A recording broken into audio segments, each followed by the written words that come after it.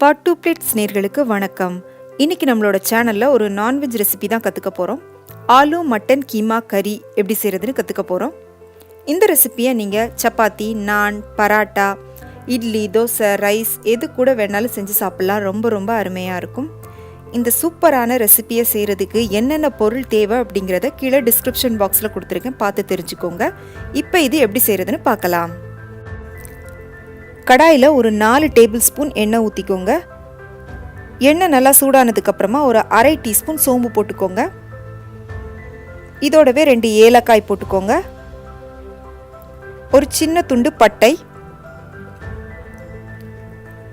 ஒரு 3-4 கிராம்பு போட்டுக்கோங்க. ஒரு பிரிஞ்சி இலை போட்டுக்கோங்க. இது எல்லாம் கொஞ்சம் நல்லா வறுபட்டதுக்கு அப்புறமா 2 பெரிய வெங்காயத்தை நல்லா சின்ன சின்னதாக வெட்டி போட்டுக்கோங்க. வெங்காயம் போட்டுட்டு அதை நல்லா வதக்கிக்கோங்க. வெங்காயம் கொஞ்சம் பாதி அளவு வெந்து வந்ததுக்கு அப்புறமா ஒரு 2 டீஸ்பூன் அளவுக்கு அதில் இஞ்சி பூண்டு விழுது சேர்த்துக்கோங்க. இஞ்சி பூண்டோட பச்சை வாசனை எல்லாம் நல்லா போகிற அளவுக்கு வதக்கிக்கோங்க. இஞ்சி பூண்டோட பச்சை வாசனை எல்லாம் நல்லா போனதுக்கு அப்புறமா இதில் மட்டன் கீமா சேர்த்துக்கலாம். நான் இதில் 300 கிராம் மட்டன் எடுத்திருக்கேன். அதை இதில் போட்டு நல்லா வதக்கிக்கலாம். மட்டனுக்கு பதிலாக சிக்கன் போட்டு செய்யலாம், அதுவும் நல்லாயிருக்கும். இப்போ மட்டன் கொஞ்சம் வெந்து அதிலிருந்து தண்ணி விட்டுட்டு வரும். அதுக்கப்புறமா நம்ம இதில் மஞ்சள், உப்பு எல்லாம் போட்டுக்கலாம். இப்போ பார்த்தீங்கன்னா தெரியும், மட்டன்லேருந்து கொஞ்சம் அப்படியே தண்ணி விட்டுட்டு வந்திருக்கு. இப்போ நம்ம இதில் ஒரு 1/4 டீஸ்பூன் அளவுக்கு மஞ்சள் தூள் போட்டுக்கலாம். தேவையான அளவுக்கு உப்பு போட்டுக்கலாம்.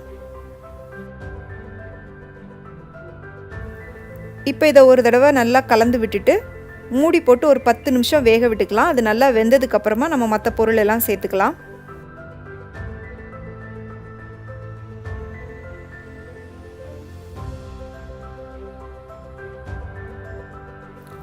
இதை 10 நிமிஷம் நல்லா வேக விட்டுட்டு நான் இப்போ மூடியை திறந்துருக்கேன். இப்போ இதுக்கு தேவையான மசாலாக்கள்லாம் சேர்த்துக்கலாம். 1 டீஸ்பூன் மிளகாய்த்தூள். மிளகாய்த்தூள் உங்களோட காரத்துக்கு ஏற்ற மாதிரி நீங்கள் சேர்த்துக்கோங்க. 2 டீஸ்பூன் தனியாத்தூள்,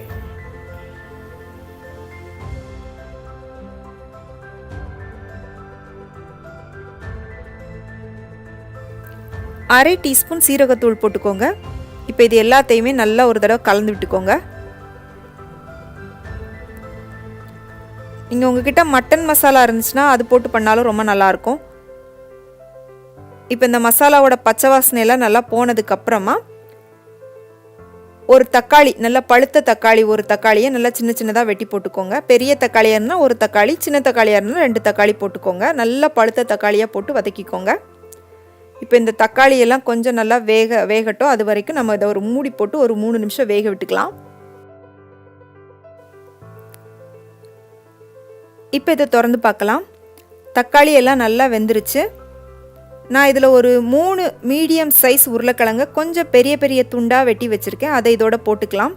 உருளைக்கிழங்க ரொம்ப குட்டி குட்டியாக வெட்டி போட்டிங்கன்னா அது வேக வேக கரைஞ்சிடும். அதனால் ஓரளவு பெரிய சைஸ் இருக்கிற மாதிரி வெட்டி போட்டுக்கோங்க. இதோட ஒரு 3 பச்சை மிளகாவை நல்லா நீள வாக்கில் கீறி போட்டுக்கோங்க. உங்களோட காரத்துக்கு ஏற்ற மாதிரி நீங்கள் பச்சை மிளகா போட்டுக்கோங்க. இப்போ இந்த உருளைக்கிழங்கெல்லாம் கொஞ்சம் நல்லா வேகணும். அதனால் கொஞ்சமாக தண்ணி ஊற்றிக்கோங்க. தண்ணி ஊற்றிட்டு ஒரு தடவை நல்லா கலந்து விட்டுக்கோங்க. உங்களுக்கு நல்லா கிரேவியாக வேணும் அப்படின்னு நினச்சிங்கன்னா கொஞ்சம் தண்ணி எக்ஸ்ட்ரா ஊற்றிக்கோங்க.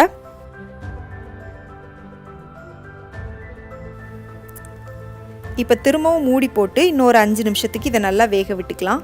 இப்போ நான் 5 நிமிஷம் கழித்து நான் இதை திறந்துருக்கேன். உருளைக்கிழங்கு வெந்துருச்சான்னு ஒரு தடவை செக் பண்ணி பார்த்துக்கலாம். கத்தியால் உருளைக்கிழங்கு எப்படி குத்தி பார்த்தீங்கன்னா அப்படியே பட்டரில் கத்தி இறங்குற மாதிரி போகணும். அந்த அளவு மட்டும் வெந்தால் போதும். ரொம்ப மசிய வேக விட்டுட்டிங்கன்னா உருளைக்கிழங்கு கரைய ஆரம்பிச்சிடும், அப்புறம் நல்லா இருக்காது.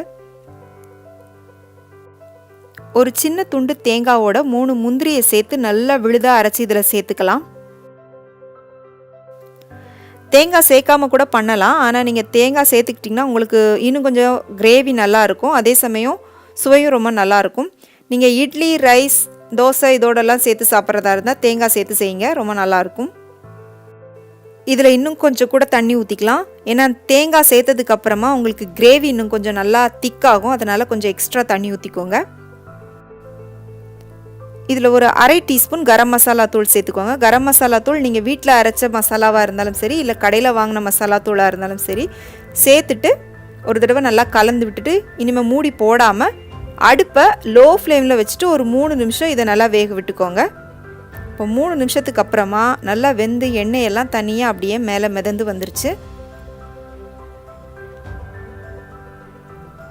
இப்போ இதில் கடைசியாக கொஞ்சமாக மல்லி இலையை நல்லா சின்ன சின்னதாக வெட்டி மேலே தூவிக்கலாம். சுவையான ஆலு மட்டன் கீமா கறி தயாராகிடுச்சு. இந்த ரெசிப்பியை நீங்கள் உங்கள் வீட்டில் செஞ்சு பாருங்கள். செஞ்சு பார்த்துட்டு எப்படி இருந்துச்சு அப்படின்னு உங்களுடைய கருத்துக்களை எனக்கு கீழே கமெண்ட் பாக்ஸில் மறக்காமல் சொல்லுங்கள். இதை மாதிரி நீங்கள் வேறு ஏதாவது ரெசிபி தெரிஞ்சுக்கணும் அப்படின்னு ஆசைப்பட்டாலும் அதை எனக்கு கீழே கமெண்ட் பாக்ஸில் சொல்லுங்கள். நான் நம்மளோட சேனலில் அதை நான் உங்களுக்காக செஞ்சு காமிக்கிறேன். இந்த ரெசிபி உங்களுக்கு பிடிச்சிருந்துச்சுன்னா மறக்காமல் உங்கள் ஃப்ரெண்ட்ஸுக்கு ஷேர் பண்ணுங்கள், லைக் பண்ணுங்கள், சேனலுக்கு சப்ஸ்கிரைப் பண்ணுங்கள். மீண்டும் வேறொரு ரெசிபியோடு சந்திக்கிறேன். நன்றி, வணக்கம்.